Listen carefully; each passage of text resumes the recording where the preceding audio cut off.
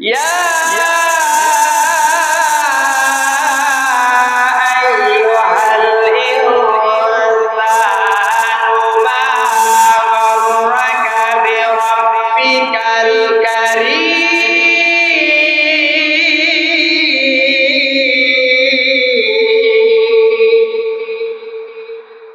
আল্লাহ পাক রব্বুল আলামিন বলেন ইদাস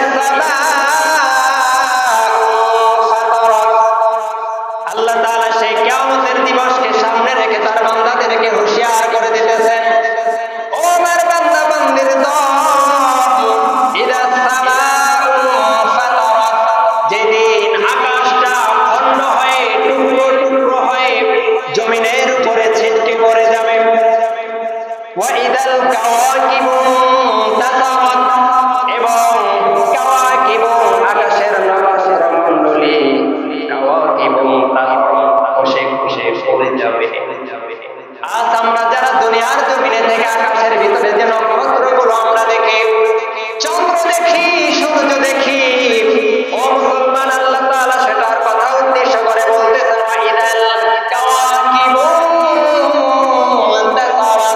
ও দুনিয়ার বান্দা বান্দির দল, সেই দিন আকাশের সেই নক্ষত্রগুলো বসে জমিনের উপরে পড়ে যাবে।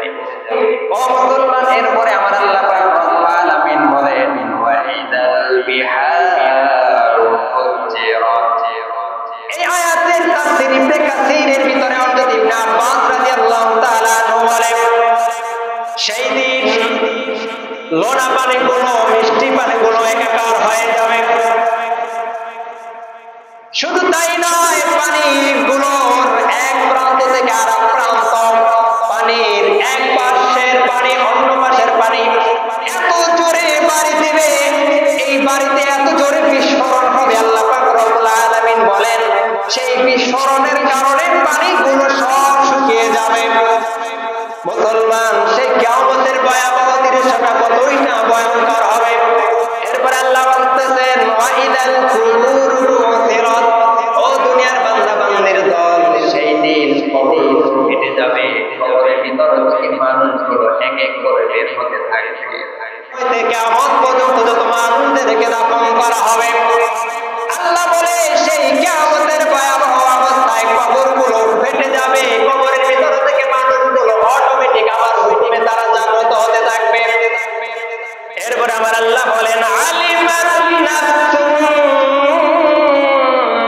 মা কদ্দামাত ওয়া আখারাত, সেই দিন মানুষগুলো তার পূর্বে কি করেছে এবং কি রেখে এসেছে সবগুলো তার সামনে প্রকাশ হয়ে যাবে। তিনি সারা জিন্দেগি কত অন্যায় করেছে, কতটা নাফরমানি করেছে, কত গুনাহ করেছে, কত তো নামাজ ছেড়ে দিয়েছে, রোজাগুলো ভঙ্গ করেছে। ও মুসলমান, সেই দিন সব প্রকাশ হয়ে যাবে। আল্লাহ বলে, আলিমাত নাফসুম মা কদ্দামাত ওয়া আখারাত, সেই দিন মানুষের পূর্বের আমলগুলো সব কিছু প্রকাশ হয়ে যাবে। মানুষ চিন্তা করবে আমি পূর্বে কি করেছি আর কি গুলো বাদ দিয়েছি, কি রেখেছি, সব প্রকাশ হয়ে যাবে। এই পাঁচটা আয়াতের পরে আমার আল্লাহ বলেন, ইয়া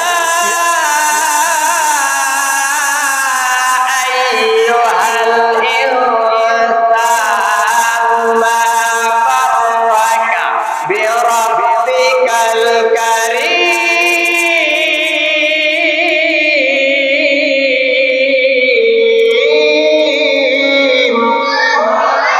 আল্লাহ পাক রব্বুল আলামিন বলেন, ও দুনিয়ার বান্দা বান্দির দল, তোমাদেরকে কোন জিনিসে আমার হুকুম থেকে বাধা দিয়ে রেখেছে।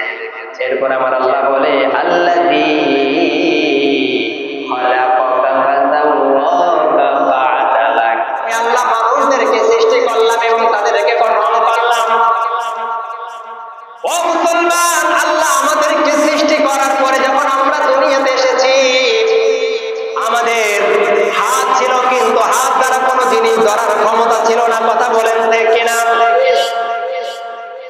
কান ছিল, শোনার শক্তি ছিল না, পা ছিল, হাঁটার ক্ষমতা ছিল না, ব্রেন বিবেক ছিল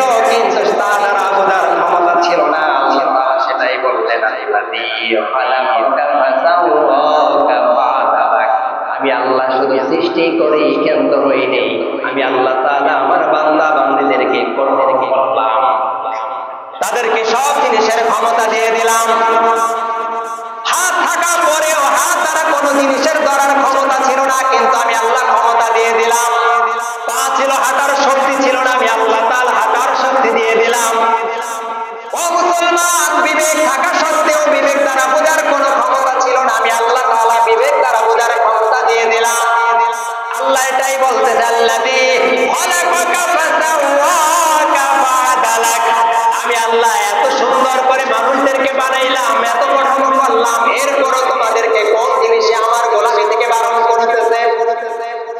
আল্লাহ পাক রব্বুল আলামিন বলেন, ফি আই সূরাতিন মা শাআ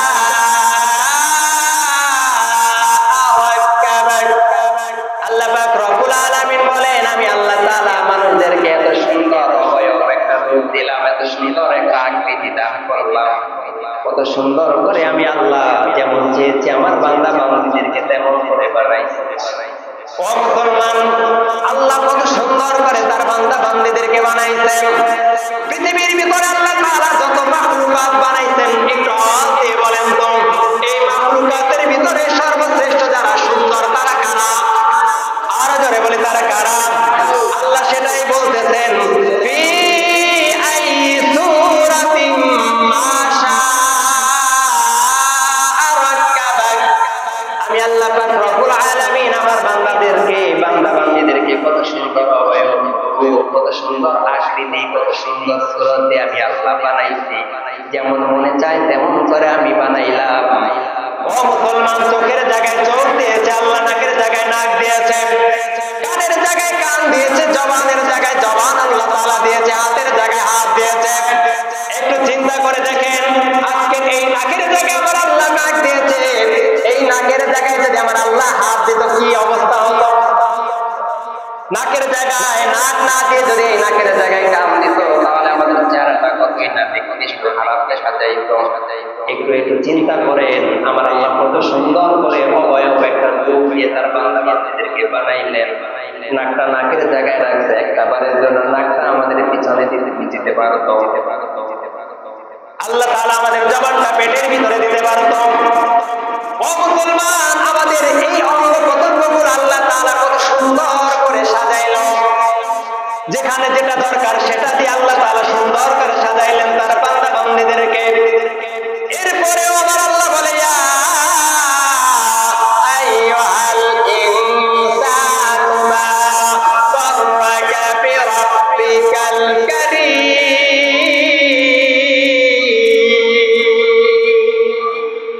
আল্লাহ বলে, এত সুন্দর করে বানাইলাম, এত সুন্দর কাঠামো বানাইলাম, এত সুন্দর আকৃতি দান করলাম, অবয়ব রূপ দান করলাম, চেহারা সৌন্দর্য দান করলাম।